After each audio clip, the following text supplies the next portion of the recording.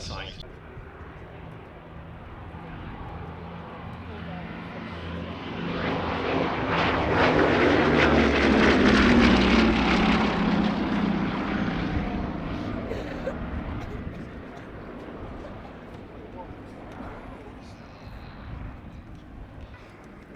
And so, first in for its solo, the Blenheim 1F.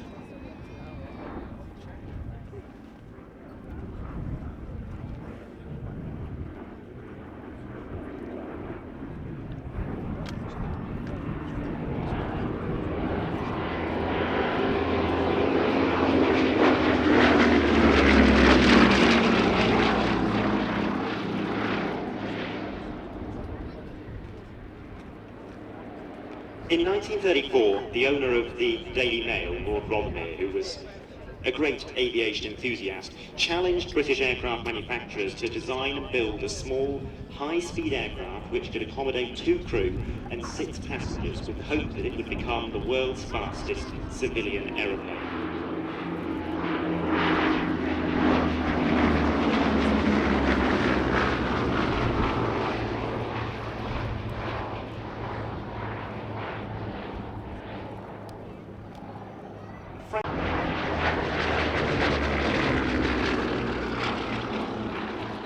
And so it was that design was ordered for the RAF as the Blenheim 1, initially as a light bomber. To give you an idea, its top speed was 260 miles an hour. That of the aircraft it replaced, the Hawker Hind biplane, was 186.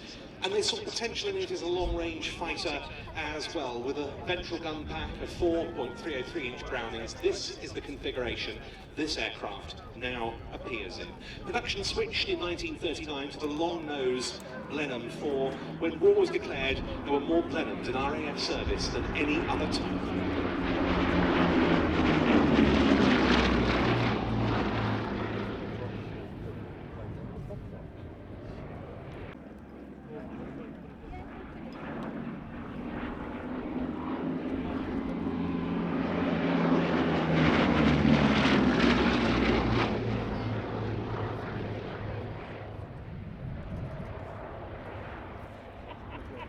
When the Second World War broke out, undertaking reconnaissance of German airfields.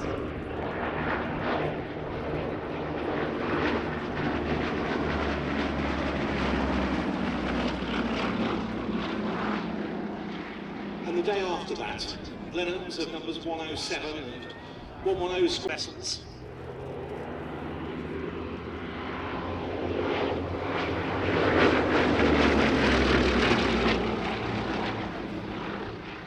They attacked German bases in Norway. They tried valiantly but unsuccessfully to stem the German advances.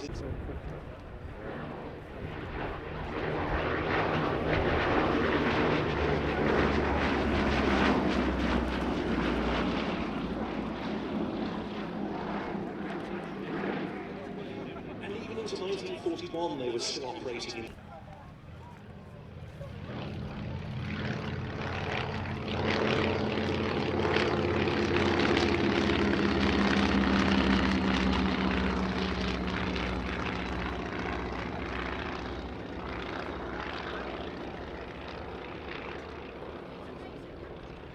...26 squadrons across coast.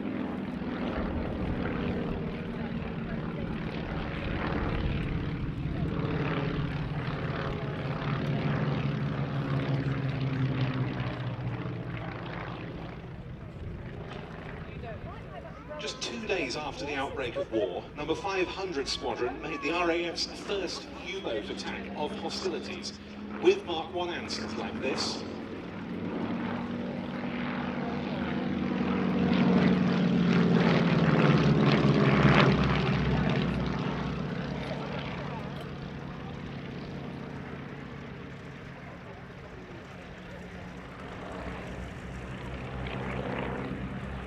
Then in May 1940, that same squadron was flying coastal patrols in these obsolete aircraft. As the month wore on, they found themselves covering the evacuation of the British Expeditionary Force from Dunkirk. And it was on the 1st of June that year when a section of 3 number 500 Squadron Ansons, led by pilot officer Pete Peters, was on one such patrol, hoping to reassure the remaining troops left on the beaches when the most famous Anson engagement of the war occurred.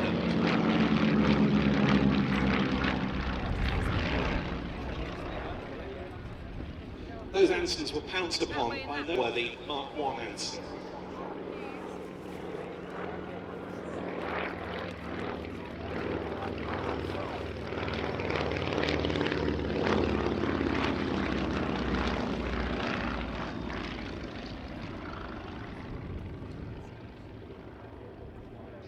This aircraft was built at the Avro plant at Eden in 1943.